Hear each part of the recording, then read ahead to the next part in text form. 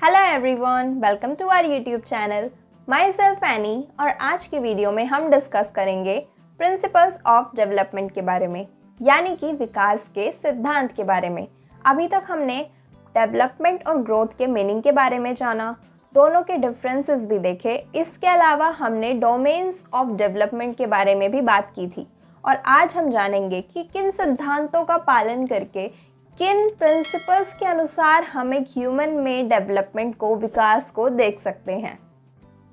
तो video start करने से पहले आप हमारे सोशल मीडिया अकाउंट से भी जुड़ सकते हैं और इस टॉपिक के नोट्स एंड पीडीएफ आपको मिलेंगे टेलीग्राम चैनल से, तो आप ये टेलीग्राम चैनल भी ज्वाइन कर सकते हैं। तो ये है प्रिंसिपल्स ऑफ डेवलपमेंट। एक एक करके इन सभी के बारे में हम डिस्कस करेंगे। सबसे पहले हम जानेंगे प्रिंसिपल ऑफ कॉन्टिन्यूटी के बारे में, यानी कि निरंतरता के सिद्धांत के बारे में। तो विकास क्या है? एक कॉन्टिन्यूअस प्रोसेस है, यानी कि विकास जन्म से लेकर मृत्यु तक चलता है। विकास कभी भी रुकता नहीं है। माँ के गर्भ से लेकर कब्र तक विकास चलता रहता है, वोम टू टोम। ऐसा नहीं है कि 18 इयर्स या फिर 21 इयर्स पर आकर आपका विकास होना, आपका डेवलपमेंट होना रुक जाता है। विकास क्या होता है? वो जीवन भर चलता रहता है। आप जिस माहौल में जाते हैं उसी के अनुसार अपनी पर्सनालिटी को डेवलप करते हैं। आप कुछ ना कुछ हमेशा नया सीखते रहते हैं। आपका सोशल डेवलपमेंट होता रहता है, मेंटल डेवलपमेंट होता रहता है। तो इसीलिए हम क्या कहते हैं कि विकास एक कॉन्टिन्यूअस प्रोसेस है, एक निरंतर चलने वाली प्रक्रिया है।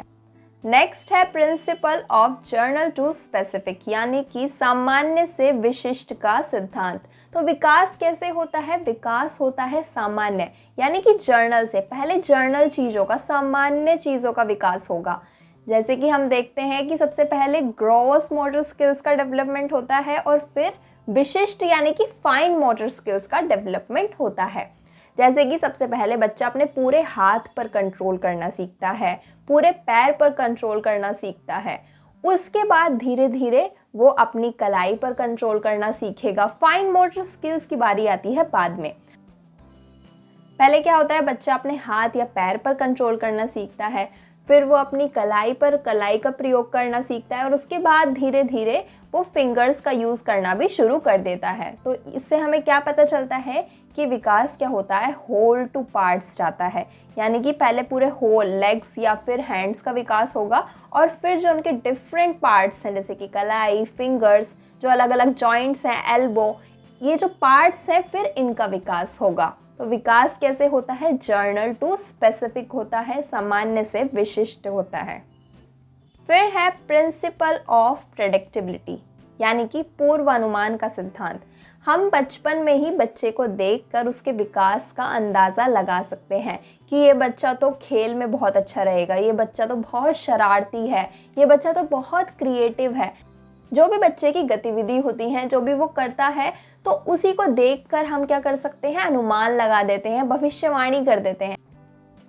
जैसे कि एक बच्चा है, बचपन से ही उसे अलग अलग कलर्स के साथ खेलना, अलग अलग कलर्स की चीज़ों के साथ खेलना बहुत पसंद है। तो हम उसके लिए ऐसी भविष्यवाणी कर सकते हैं कि ये बच्चा तो आर्ट एंड क्राफ्ट्स में बहुत अच्छा होगा, ड्राइंग में बहुत अच्छा होगा। तो इस तरह की भविष्यवाणी हम विकास के मामले में कर सकते हैं।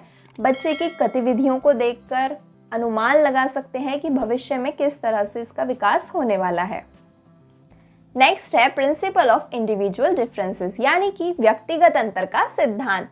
तो विकास हर किसी में अलग अलग होता है, क्योंकि सभी में व्यक्तिगत अंतर होते हैं।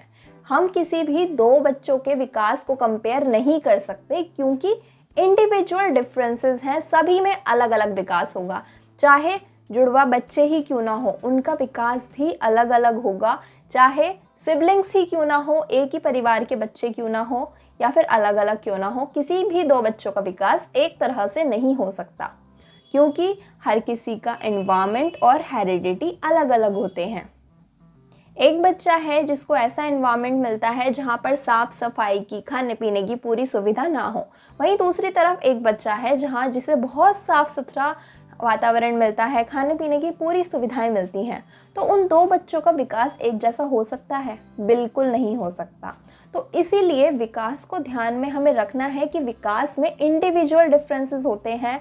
डेवलपमेंट किसी का भी एक जैसा नहीं हो सकता, सभी का अलग अलग होगा। नेक्स्ट है प्रिंसिपल ऑफ डायरेक्शन यानी कि दिशा का सिद्धांत। तो जो विकास होता है ह्यूमंस में वो दो तरीके से होता है।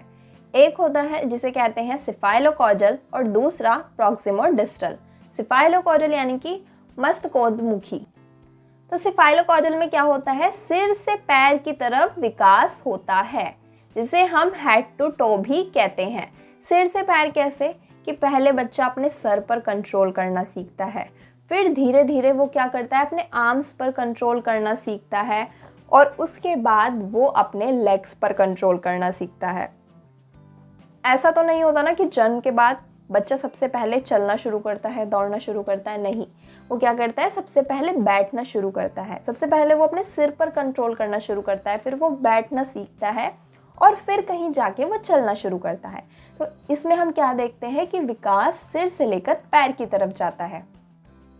और प्रॉक्सिमोडिस्टल में क्या होता है, केंद्र से बाहर की तरफ विकास होता है, यानी कि सबसे पहले जो बच्चे का शरीर होता है उसके केंद्र में विकास शुरू होता है और उसके बाद वो विकास बाहर की तरफ होता है। कैसे? सबसे पहले बच्चे के दिल का विकास होता है, जो स्पाइनल कोड जिसे रीढ़ की हड्डी कहते हैं उसका विकास होता है और उसके बाद धीरे धीरे जो बाहर के बॉडी पार्ट्स होते हैं जैसे कि हाथ, पैर, आर्म्स, हैंड्स, इन चीज़ों का विकास होता है। सबसे पहले बच्चा अपनी स्पाइनल कोड को कंट्रोल करना सीखता है, सबसे पहले बच्चे के दिल का डेवलपमेंट होता है और इसके बाद वो आर्म्स, लेग्स तक आता है। तो इसमें क्या है, ये डायरेक्शन है विकास की। एक तो जो विकास की डायरेक्शन है वो सर से लेकर पैर की तरफ है और दूसरी है केंद्र से बाहर की तरफ। तो इन दो डायरेक्शन को फॉलो करके विकास, डेवलपमेंट हम बच्चों में देख सकते हैं। नेक्स्ट है प्रिंसिपल ऑफ यूनिफॉर्म पैटर्न यानी कि एक रूपता का सिद्धांत। तो विकास क्या होता है, जो एक ही जाति के सभी जीव होंगे उनके विकास का पैटर्न सारी दुनिया में एक जैसा होगा।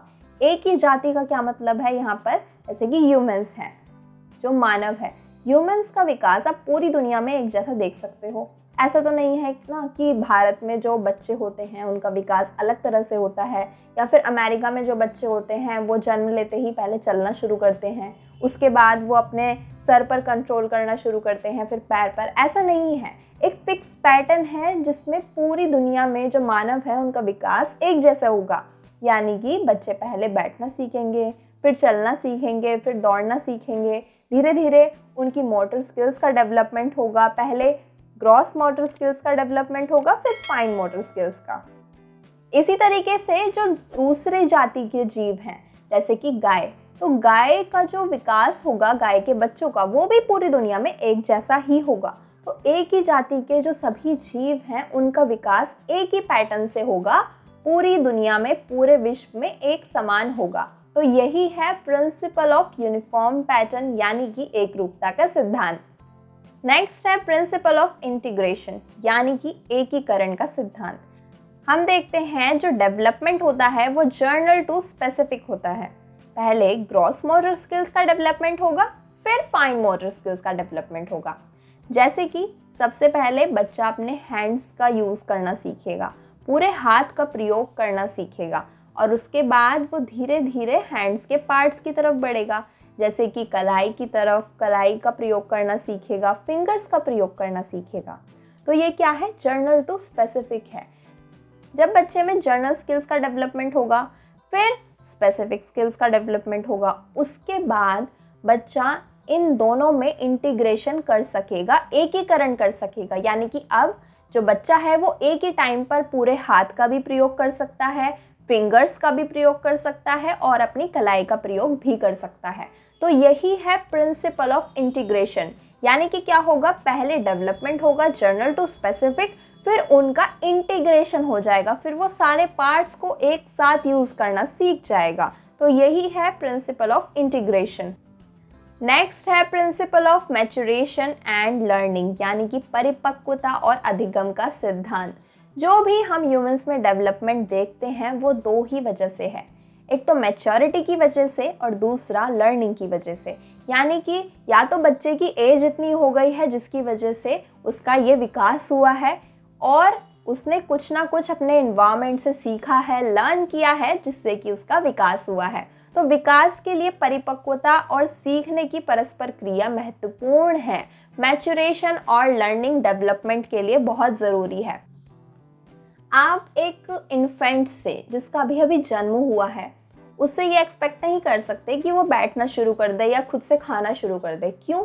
क्योंकि उसकी मसल्स इतनी मैच्योर नहीं है। उसकी मसल्स एक टाइम पर आकर ही, यानी कि 1 साल, 2 साल, 3 साल बाद ही मैच्योर होना शुरू करेंगी, जिससे वो आगे अपनी एक्टिविटी कर सकेगा। तो जब बच्चे में मैच्योरिटी आती है, उसकी मसल्स मैच्योर होती हैं, उसकी मसल डेवलप होती हैं, तभी उसमें क्या होगा, हम विकास देख सकेंगे। और दूसरा, वो अपने एनवायरनमेंट से सीखेगा। वो देखेगा कि और बच्चे कैसे चल रहे हैं, कैसे बैठ रहे हैं, कैसे खुद से खा रहे हैं, कैसे बातें कर रहे हैं, तब उसमें क्या होगा, डेवलपमेंट आएगा। तो मैच्योरिटी क्या होता है? Maturation sets limits to development. Maturity limit set कर देती है डेवलपमेंट की, यानी कि अगर ये एज है तो इस एज तक इतना डेवलपमेंट होना ही है। तो ये क्या है, मैच्योरिटी ने एक लिमिट सेट कर दी है। एक 2 साल के बच्चे से आप ये एक्सपेक्ट नहीं कर सकते कि वो बहुत अच्छे से रेस में रन करना सीख जाए। क्यों? क्योंकि अभी मैच्योरिटी नहीं है। मैच्योरिटी ने क्या किया है, उसके डेवलपमेंट की लिमिट सेट की है कि नहीं, अभी वो सिर्फ चलना सीखेगा। लेकिन जैसे जैसे उसके अंदर उसकी मसल्स मैच्योर होंगी, उसकी एज होगी, फिर क्या होगा, वो दौड़ना भी सीखेगा। तो मैच्योरिटी से क्या होता है, एक लिमिट सेट हो जाती है कि इस एज तक इतना विकास होगा, इस मैच्योरिटी तक इतना विकास होगा। और maturation and learning works together to promote development. तो हम क्या देख रहे हैं यहाँ पे कि मैच्योरेशन और लर्निंग एक साथ काम करते हैं डेवलपमेंट के लिए, बच्चे में विकास हो, इसके लिए मैच्योरेशन एंड लर्निंग एक साथ चलते हैं। जैसे कि बच्चा अपने एनवायरनमेंट से भी कुछ ना कुछ सीखता है, बच्चे में मैच्योरिटी भी आती है, उसकी मसल्स भी, उसकी बॉडी भी मैच्योर होती है, जिससे क्या होता है, उसका पूर्ण व्यक्तित्व का विकास होता है, उसकी पूरी पर्सनैलिटी का डेवलपमेंट होता है। नेक्स्ट प्रिंसिपल है principle of joint product of heredity and environment, यानी कि आनुवंशिकता और वातावरण की संयुक्त उपज का सिद्धांत। तो जो हम एक चाइल्ड में, एक ह्यूमन चाइल्ड में डेवलपमेंट देखते हैं, वो हेरिडिटी और एनवायरनमेंट की वजह से ही है। इस चीज़ को हम डिटेल में नेक्स्ट वीडियो में डिस्कस भी करेंगे। तो हमारा जो भी डेवलपमेंट होता है वो या तो हमारी हेरिडिटी के बेस पर होता है, जो भी हमें अपने पेरेंट्स से जीन्स मिले हैं उसके बेसिस पर हमारा डेवलपमेंट होगा, या फिर हम अपने एनवायरनमेंट से कुछ ना कुछ सीखते रहते हैं। हम देखते हैं बच्चा क्या करता है, जैसे ही बच्चे का जन्म होता है तो वो अपने एनवायरनमेंट को ऑब्जर्व करना शुरू कर देता है। वो सीखता रहता है एनवायरनमेंट से कि किस तरह से सभी चीज़ें हो रही हैं, और धीरे धीरे वो वैसे ही करना शुरू कर देता है। तो इससे क्या है कि जो भी डेवलपमेंट है वो या तो जीन्स की वजह से, हेरिडिटी की वजह से है, या फिर एनवायरनमेंट की वजह से। तो डेवलपमेंट पर हेरिडिटी और एनवायरनमेंट का प्रभाव पड़ता है, और डेवलपमेंट हेरिडिटी और एनवायरनमेंट की ही संयुक्त उपज है। हेरिडिटी और एनवायरनमेंट के बिना डेवलपमेंट नहीं हो सकता। और हम डेवलपमेंट को यहाँ पर ऐसे भी लिख सकते हैं कि development is equals to H × E। Heredity और एनवायरनमेंट का प्रोडक्ट है डेवलपमेंट। तो इस वीडियो में हमने प्रिंसिपल ऑफ डेवलपमेंट के बारे में डिस्कस किया। आई होप आपको टॉपिक समझ आया होगा। अगर वीडियो पसंद आए तो लाइक ज़रूर करना और अपने दोस्तों के साथ शेयर भी करना। और अगर आपने अभी तक चैनल को सब्सक्राइब ना किया हो तो सब्सक्राइब कर देना, साथ ही बेल आइकन को भी प्रेस कर देना। हमारे सोशल मीडिया अकाउंट से जुड़ने के लिए आप पेज को भी फॉलो कर सकते हैं, और इस टॉपिक के नोट्स एंड PDF आपको मिलेंगे टेलीग्राम चैनल से। तो अभी जाकर आप टेलीग्राम चैनल से भी जुड़ सकते हैं। Thank you.